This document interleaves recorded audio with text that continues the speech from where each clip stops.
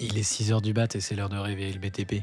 À l'occasion du lancement de la promo 2025 de Léonard, l'incubateur du groupe Vinci, le podcast s'associe pour recevoir celles et ceux qui rejoignent les rangs des entreprises incubées chez Léonard. Alors assis-toi confortablement, choisis ta boisson chaude préférée et profite de l'épisode qui va suivre.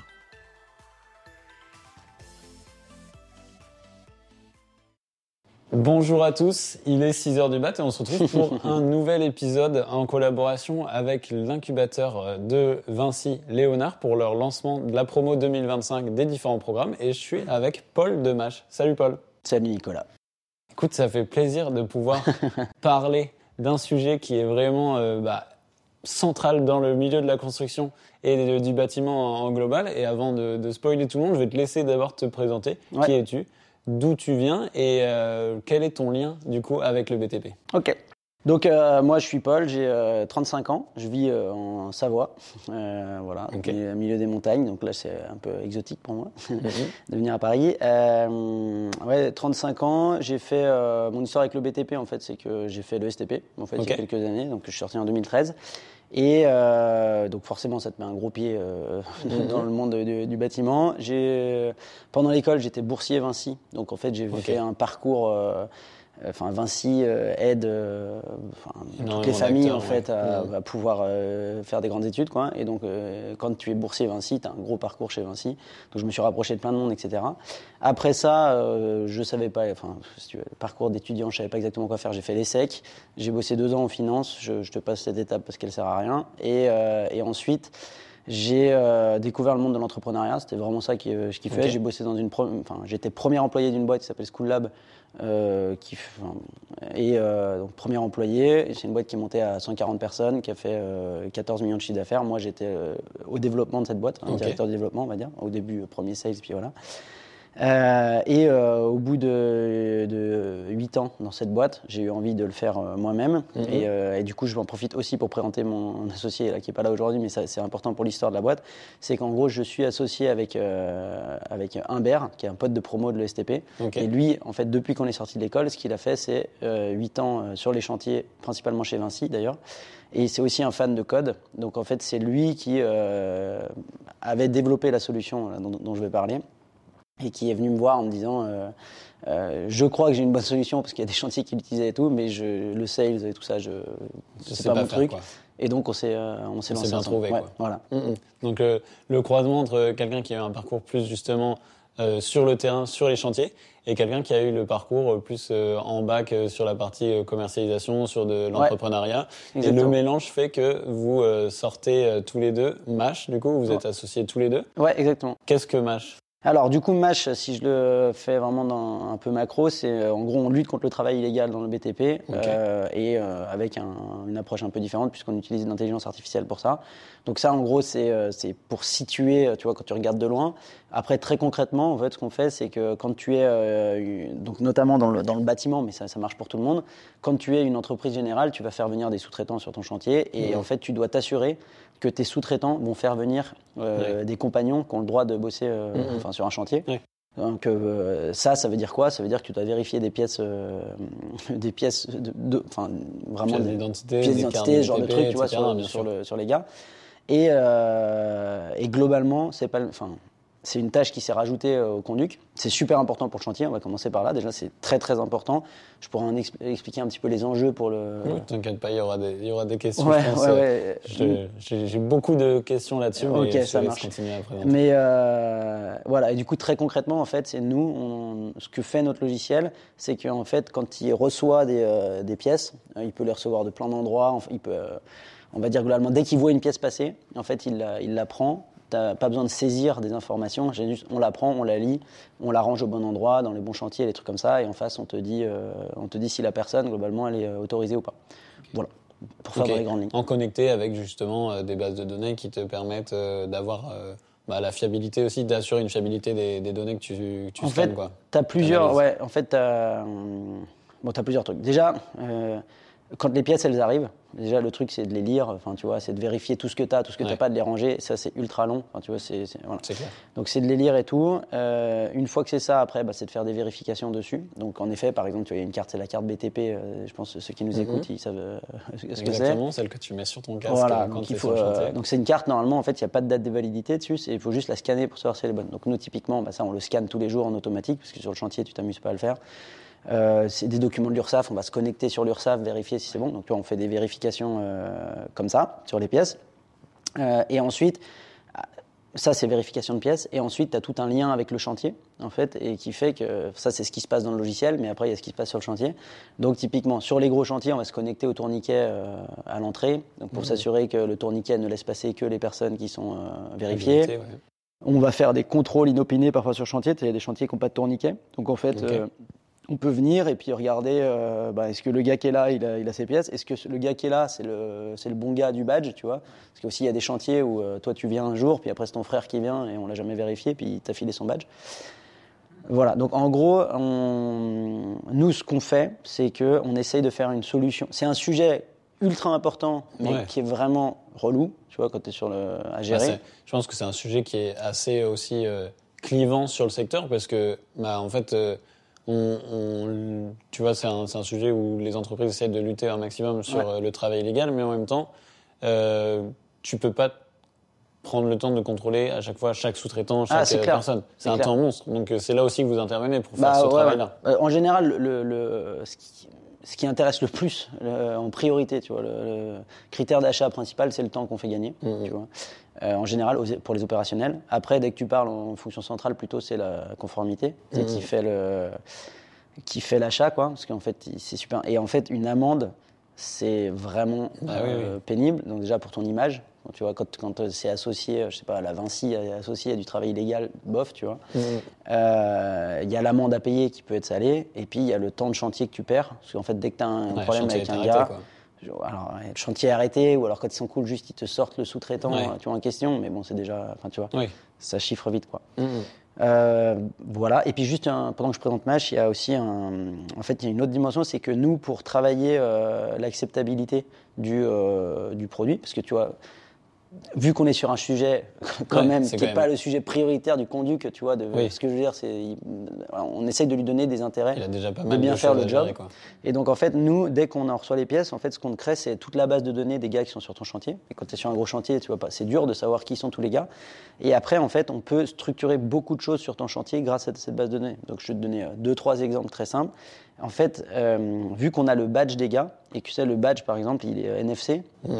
Un exemple parmi plein. Et on peut le lire avec le téléphone. Donc ça veut dire, par exemple, moi j'organise un quart d'heure sécurité, tu as 30 gars qui sont là. Pour la présence, en fait, juste avec mon téléphone, je peux, tu vois, le badge qu'ils avaient à l'entrée, ils scannent mon téléphone et j'ai enregistré les présences des 30 gars. Si je file, je vais faire simple, mais site occupé, tu as les locataires, tu sais, ils filent leur clé le matin parce qu'il faut aller bosser dans leur appart. La personne à qui tu vas filer la clé dans la journée, le compagnon, tu peux scanner son truc, comme ça tu sais où il y a la clé et tout. Donc après, on leur apporte plein de dispositifs comme ça pour la sécurité, pour la logistique du chantier, qui font qu'il y a un peu plus d'intérêt à venir dans l'outil. Ouais, vous traquez à la fois les flux entrant-sortant sur les chantiers, qui est là, et c'est hyper important parce que même en termes d'enjeux d'assurance, enjeux globaux pour une boîte de la construction, comme tu dis, ça peut devenir très dur, à la fois la partie réglementaire, mais à la fois l'amende, quoi. Ça peut faire super mal. Et puis, mais après, c'est un sujet, comme tu dis, qui est assez particulier, puisque au final, on est sur un secteur où il y a quand même un manque de main d'œuvre criant. On va pas se mentir. Il y a quand même des pénuries au niveau de ceux qui font les chantiers. Est-ce que ça arrive aussi que, tu vois, t'es ce retour-là, les gens, ils sont pas forcément ouverts à vous recevoir, puisqu'au final, c'est un peu inconscient, mais ils se ferment des portes en utilisant... Ils se ferment certaines portes, ils en ouvrent d'autres, mais... c'est plutôt, je pense, tu as des gens qui disent « je préfère pas savoir », tu vois, en fait, il pourrait y avoir ce truc-là. Mais bon, non, globalement, déjà, quand tu bosses avec les majors et tout, non, enfin, tu vois, là, c'est...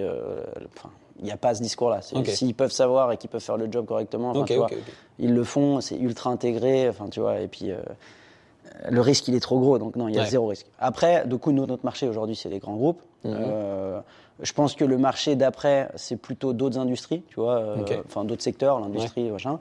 Après, en fait, en effet, donc moi je vis en Savoie, tu vois, en Savoie, on n'a pas les gros T'as Vinci pas le et même tout. volume de. Ouais. Ouais. Il y a des grosses boîtes, hein, mais et typiquement, tu vois, quand je vais voir des boîtes locales, bah ouais, ils en sont pas là et ils préfèrent pas savoir, tu vois. Enfin, Ouais.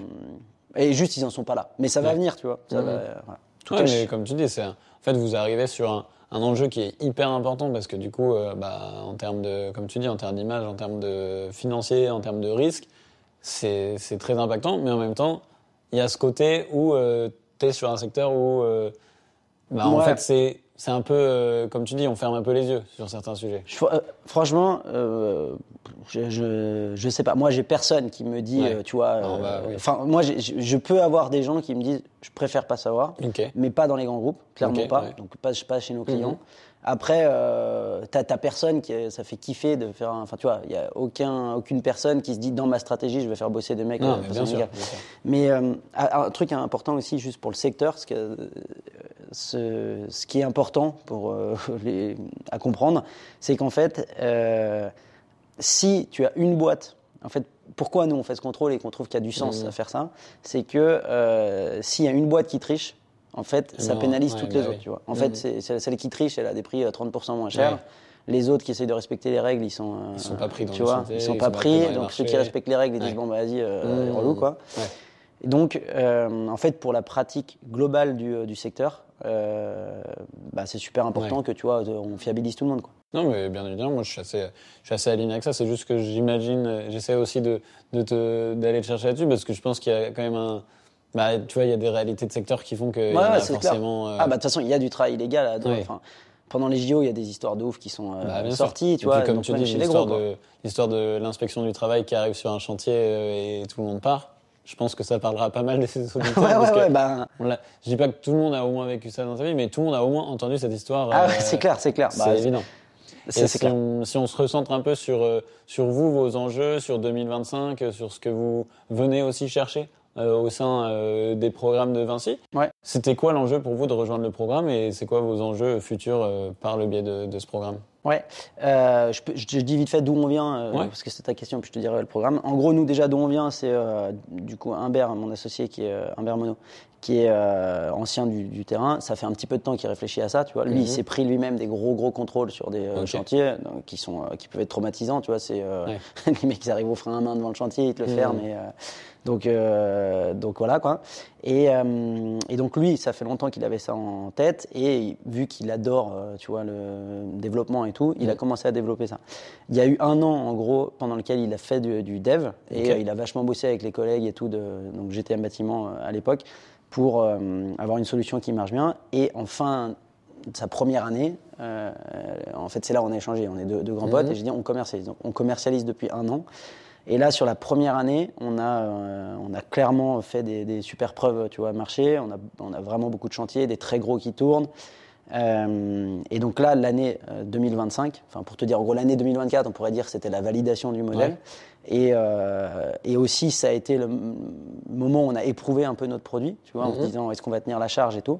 Et donc, on a développé toute une nouvelle version. Là, on est prêt. Et donc, 2025, c'est on scale à fond. Passe à l'échelle, quoi. Ouais. Passe à l'échelle, pardon, ouais. Et là, il n'y a que des entrepreneurs, donc ça m'a remis les langages en anglais et tout. Bref. Mais ouais, on passe à l'échelle à fond. Et du coup, chez Vinci, c'est ça. Nous, on a l'étiquette Catalyst, ce qui veut dire en gros solutions qui ont été, tu vois, ils font tout le check en interne et tout. Donc le retour, ça a été, cette solution est validée, on l'a testée et tout machin. Nous, on est prêts. Donc maintenant, on appuie sur le bouton, on va avoir plein d'intros chez Vinci. Il faut qu'on. Ouais, c'est un vrai accélérateur du coup, énorme. Ouais. Plus que c'est aussi le fait d'être dans le programme Catalyst. Catalyst, c'est pour vraiment créer de l'attraction aussi un peu plus. Et ça vous laisse avoir des beaux enjeux pour 2025 et pour la suite de vos chantiers. C'était un plaisir de discuter de ce merci sujet. de m'avoir accueilli. C'est pas un sujet simple à aborder et c'est un sujet qui concerne un peu tout le monde. Mais comme tu dis, en fait, celui qui triche pénalise un peu les autres. Donc, exactement. Ouais. Donc, c'était hyper important de le voir. Donc, moi, j'étais très intéressé d'avoir cette discussion avec toi. Merci de m'avoir reçu. Très bon moment. Je fais une dernière petite parenthèse juste pour remercier Léonard. c'est assez ouf en vrai. Ce qu'ils mettent en place pour nous. Donc je comprends bien l'intérêt qu'ils ont aussi de mettre des startups innovantes chez eux, mais d'un point de vue de l'entrepreneur là, qui arrive. C'est trop stylé, et puis on va quand même avoir un gars dédié pour nous aider à accélérer. Voilà. Ça sert à ça aussi l'écosystème à la fois Vinci, du bâtiment qui est très, très, très lié à l'humain, donc trop bien. Et en tout cas, on se retrouve très très vite pour réveiller de nouveau le BTP. J'espère que tu as apprécié cet épisode spécial lancement de la promo 2025 de Léonard, l'incubateur du groupe Vinci. Toutes les informations sur l'invité sont en description de l'épisode. N'oublie pas de t'abonner et quant à nous, on se retrouve très très vite pour réveiller de nouveau le BTP.